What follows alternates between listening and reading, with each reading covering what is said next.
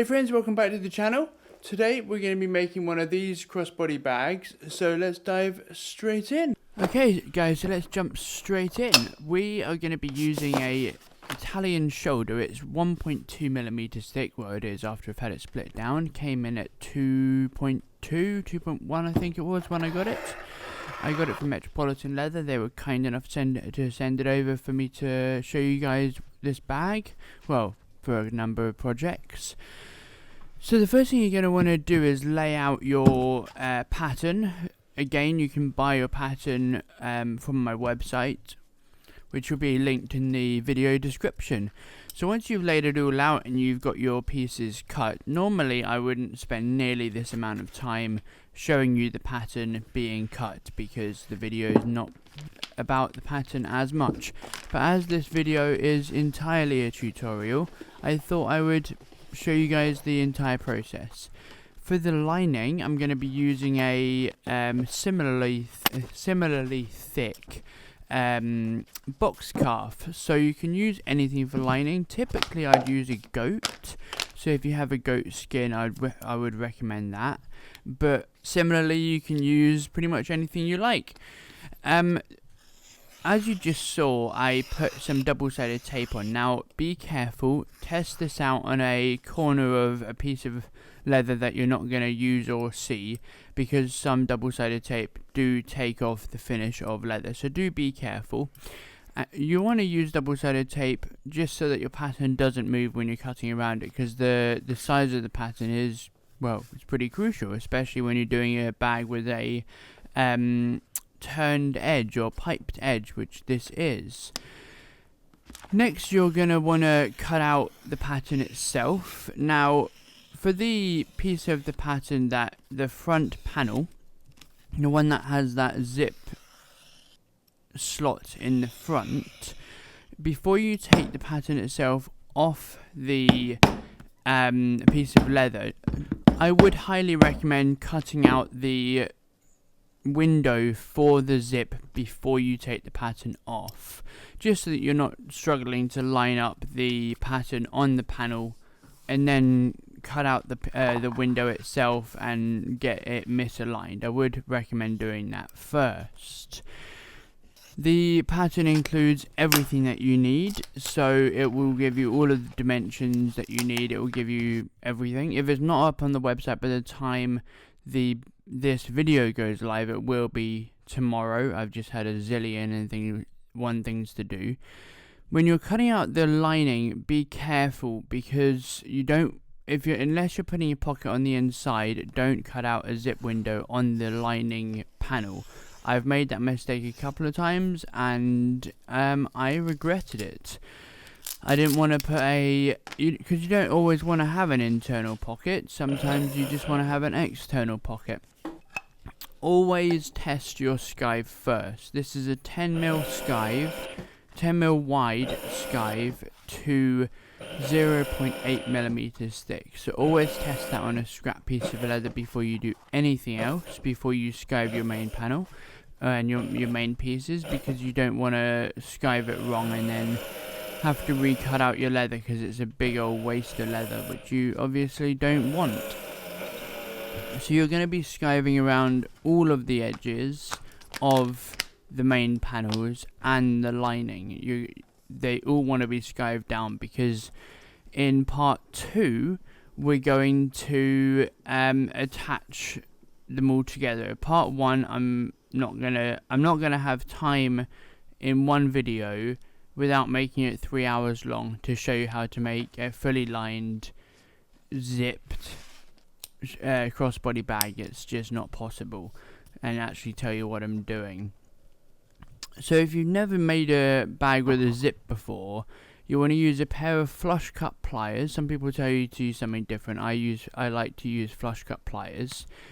Pull off the extra teeth. The reason I don't like to snip them off is because you can damage the cord of the zip tape. Find yourself all of the hardware that you need after measuring it. If you want a more detailed, there are plenty of videos out there with more detailed ways of doing zips. It's an entire video by itself. So if you've never done a zip, either find one of those videos, or I will do a video at some point in the future. Let me know down below. But basically, you want to measure the zip tape to the length of the window, put the stoppers on. Before you put the bottom stopper on, you want to put your zipper in, and then you want to seal your edges, basically. So you don't want it too long, and you don't want it so that you have lots of zip tape left over. Put your bottom stopper on, which is the one that's joined together. It stops the zip coming off the bottom. So, moving on to a slightly different part of this, we're going to be making a internal phone slot. I'm not going to be doing an internal zipper compartment because I don't need to on this one. I'm going to be simply, and it would make this a like 5-part video instead of a 3-part video. We're going to be doing a internal phone pocket, so non-gusseted phone pocket with a turned edge on the top. I like turned edges in case you hadn't noticed. And we're just going to be skiving that again down to 10mm, and then we're going to take the edge down to 0. So, 10mm wide, and then the edge down to 0, 8mm for the rest of it. I've got another video on my channel of how to make a turned edge, so please go ahead and find that. I can't go into how to make each individual part in this video because, again, it would take 3 million years to do. So we're going to fold that over, and then we're going to get ready to attach that to the rest of the bag.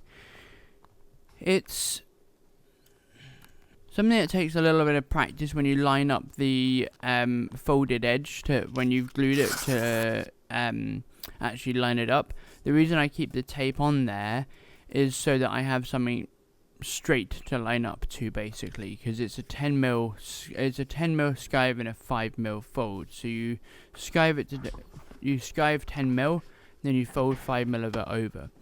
I've overcut this pocket because the pattern I've got is for all internal pockets, so I decided to cut it down slightly. Little hack for you: if you use tape to show you exactly where to put your internal pocket, it'll be much easier. So put a little bit of tape there, and then use a ruler to essentially block off where you want to sand, so that you put your pocket in the right place. Sand off the top layer of leather, because glue will not stick to most grains of leather when they're finished. And then put your bead of glue down that seam. I hope that makes sense, down that edge. And obviously here you can see me doing that. Make this pocket whatever size fits your needs. So if this pocket for you is only for your keys, make that pocket fit your keys. It's your bag. I'm putting non-stretch tape on the back of this. I would recommend this more than anything else I've done in this video, because the more times you pull your phone or keys or wallet in or out of that pocket, the more chance you have of stretching and tearing that leather in a decade. So put non-stretch tape on the back and then hammer your stitches through, because if you don't, your needles are going to get very gunky trying to push your needles through non-stretch tape. That stuff is sticky as balls. And then one little hole over the edge.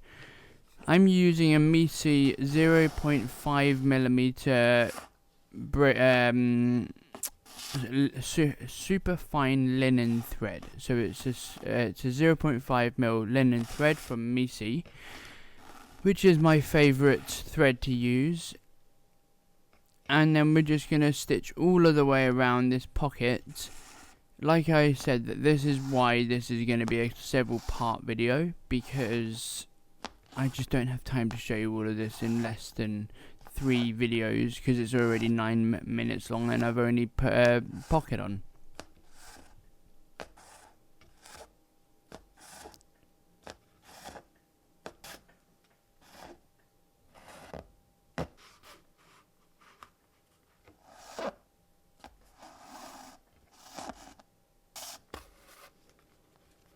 When you're finishing the end of the pocket, when you're finishing stitching the end of the pocket, go back the same number of stitches you did when you started. So in my case it's 3.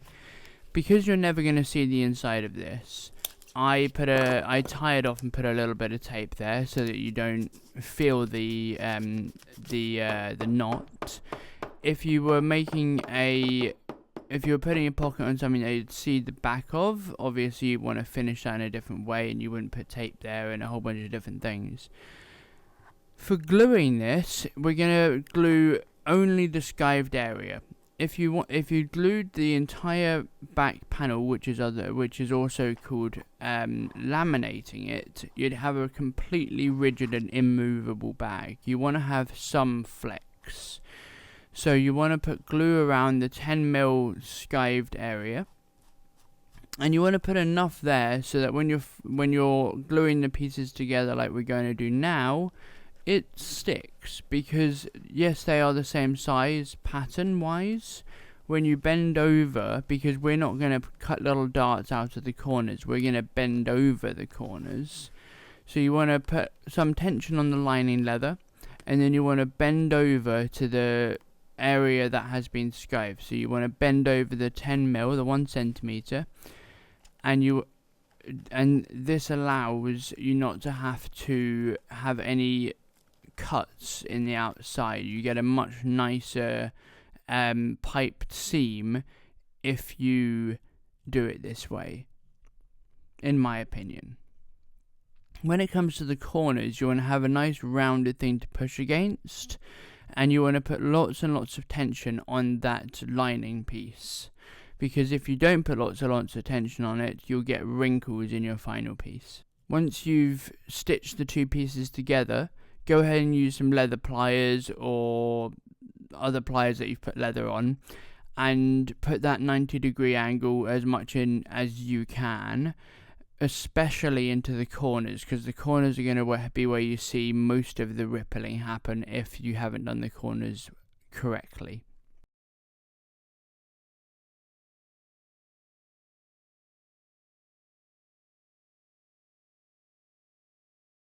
That's all we've got time for today, guys. So don't forget to subscribe so you don't miss the next episode, where we're going to put together the front pocket, we're going to put together the gussets, and we're going to make it all look fabulous before we put the whole bag together. So have a fantastic weekend, and I'll see you next time. Take care.